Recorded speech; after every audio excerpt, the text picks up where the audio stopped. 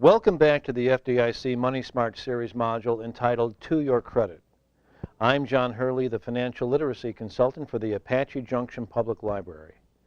In this segment, we're going to talk about identity theft. Identity theft has become a serious problem over the last few years. It occurs when thieves steal your personal information, such as your Social Security number, your birth date, or credit card numbers.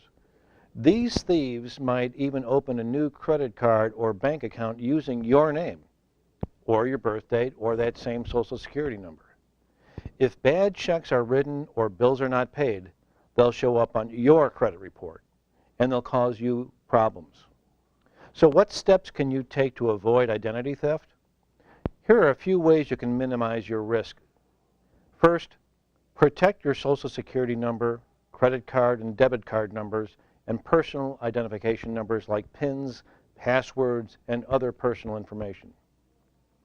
Also, never provide this information in response to any unwanted phone calls or faxes or letters or emails, no matter how friendly or official they may look.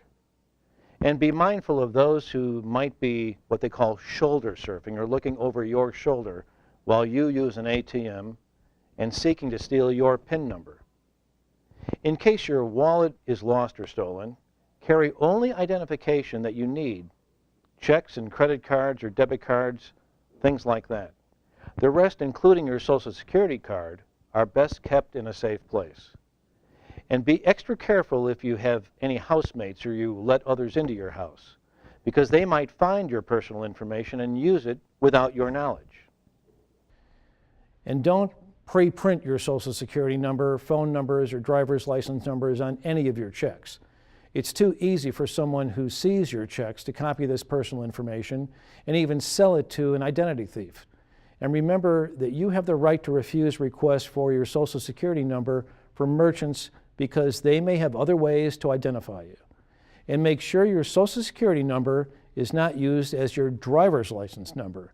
If it is, contact the motor vehicle department and ask that it be changed. Now, another way is to protect your incoming and outgoing mail. Your mail carrier may deliver a credit card or bank statement, an envelope containing a check or other items that can be very valuable to a thief. Or perhaps you will mail a check or papers containing account numbers or personal financial information. Now, for incoming mail, try to use a locked mailbox or other secure location like a post office box. And if your mailbox is not locked or in a secure location, you should try to promptly remove any delivered mail. When ordering new checks, ask about having the checks delivered to your bank branch instead of having them mailed to your home, where you run the risk of a thief finding them outside your front door. And for outgoing mail containing a check or personal information deposit in it, a post office service blue collection box is what you should do. Hand it to a mail carrier or take it to the post office instead of leaving it in your front doorway or a home mailbox. A mailbox that holds your outgoing mail is a prime target for thieves who cruise neighborhoods looking for account information.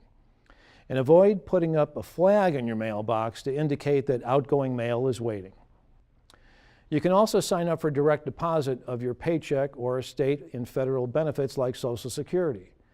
Direct deposit prevents someone from stealing a check out of your mailbox and forging your signature to access your money.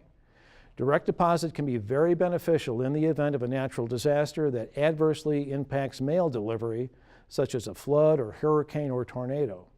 Another way to prevent identity theft is to keep your financial trash clean. Thieves, known as dumpster divers, pick through garbage looking for pieces of paper containing Social Security numbers, bank account information, and other details that they can use to commit fraud. Examples of valuable trash would include insurance information containing your Social Security number, blank checks mailed by financial institutions with offers to write yourself a loan, canceled checks, and bank statements. So what is the best way to protect against dumpster divers? Well, before tossing items out, destroy them, preferably using a cross-cut shredder that turns paper into confetti that can't be easily reconstructed.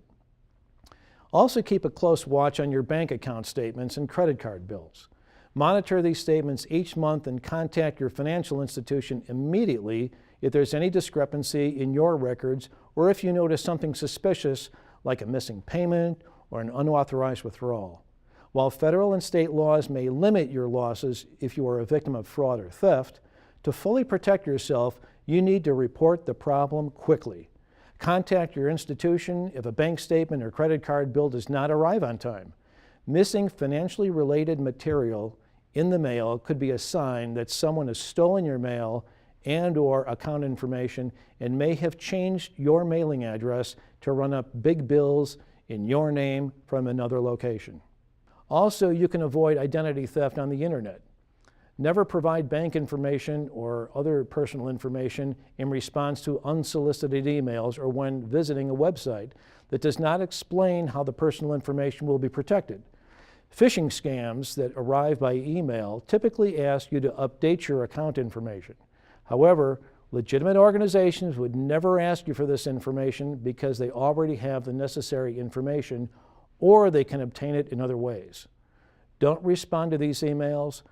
Don't open any attachments unless you independently confirm the validity of them by contacting the legitimate organization in the way you normally would, and not by using the email address, website, or phone numbers provided in the email that was sent to you. If you believe the email is fraudulent, consider bringing it to the attention of the Federal Trade Commission. If you do open and respond to a phony email that does suggest it is from a financial institution that you have, then contact that institution immediately. For more information about avoiding phishing scams or to obtain a brochure with tips on avoiding identity theft, visit the address shown here. Take precautions with your personal computer. For example, install a free or low-cost firewall to stop intruders from gaining remote access to your PC. You can download and frequently update security patches offered by your operating system and software vendors to correct weaknesses that a hacker might try to exploit.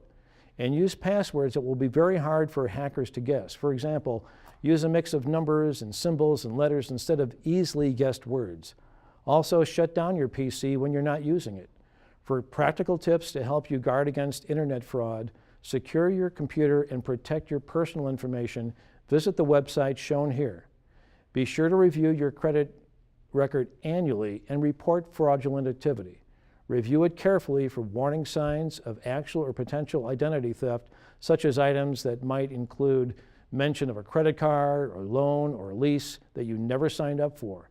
It could also contain requests for a copy of your credit record from someone who you do not recognize, which could be a sign that a con artist is snooping around for personal information. If you do suspect you are a victim of identity theft, contact your creditors immediately.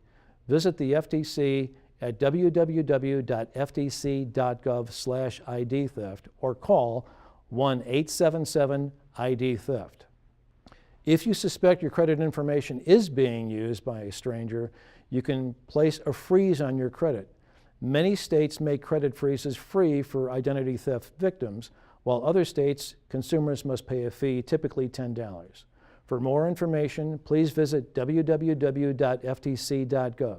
And remember, your personal and financial information can be as good as cash to a criminal. So take identity theft seriously. Start by following these simple suggestions for keeping your sensitive information secure.